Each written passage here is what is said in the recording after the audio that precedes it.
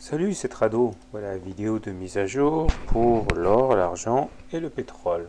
Mauvaise séance aujourd'hui pour l'or qui est vivement attaqué et nous perdons actuellement près de 2%. Nous avions ici un double bottom, un W, dont la ligne d'eau ici devait absolument être préservée pour continuer à pointer vers un objectif de 1675 correspondant au report de la profondeur du W au-dessus de la ligne d'eau, c'est-à-dire ici. Mais il semble bien qu'actuellement nous sommes en train de faillir dans cet objectif, puisque si nous devions clôturer comme cela s'annonce être le cas, nous clôturerions donc en dessous de la ligne d'eau, condamnant donc la figure en double bottom.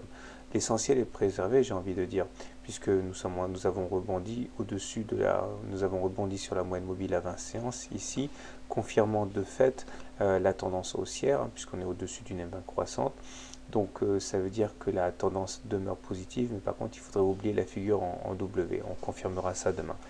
Nous avons également ici la fourchette d'Andrews bleu, dont la préservation de la médiane ici était la garante de la tendance haussière, et nous voyons bien que nous avons clôturé en dessous. Ça, c'est pas génial non plus.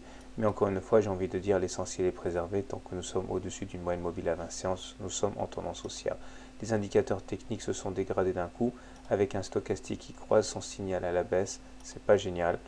Heureusement, le MACD n'a pas véritablement bronché, puisqu'il est toujours au-dessus de son signal et positif, et le momentum est également positif, même s'il a baissé aujourd'hui. Donc j'ai envie de dire que même si on a connu une réaction baissière assez forte, la tendance demeure très porteuse sur l'or. Maintenant, petit détour du côté de l'argent, voilà ce que ça nous donne. La consolidation existe aussi sur l'argent, mais là aussi on voit que les choses sont plutôt préservées, puisque là aussi la moyenne mobile à 20 séances sur l'argent est devenue haussière et nous n'avons pas clôturé en dessous, donc on est toujours en tendance haussière. Mais il est vrai que là nous sommes en train de consolider et de manger une grande partie de la hausse que nous avons connue séance d'hier.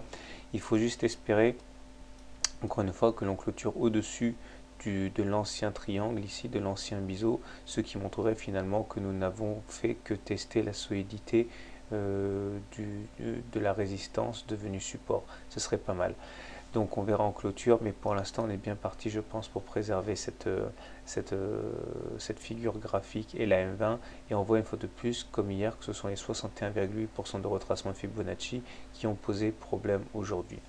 Enfin, on va terminer avec le pétrole. Et là, c'est un petit peu pareil, malheureusement, puisque on voit que les cours sont en train de refluer. Une fois de plus, la moyenne mobile à cette séance semble être intraitable. On verra comment on clôturera.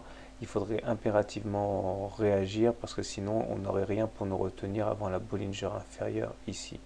Donc c'est une mauvaise nouvelle que d'échouer à passer la moyenne mobile à cette séance, mais ce n'est pas vraiment une surprise non plus, compte tenu du fait que ça avait été déjà le cas le 21 mai, le 22 mai, le 28 mai, le 29 mai et le 30 mai. Donc finalement, ce qu'on a aujourd'hui n'est rien de plus qu'une simple continuation de ce qui s'est déjà passé par le passé. En tout cas, sur le pétrole, pas de doute, on est en dessous d'une moyenne mobile à 20 séances baissière, on est toujours en tendance baissière. Et comme je l'ai dit hier, tout ce à quoi nous avons pu assister pour l'instant, c'est un simple rebond technique. Voilà, j'espère que ce nouveau format matière première vous plaît. Je vais continuer tant que j'ai des retours positifs. Bonne soirée, bon trade et à demain.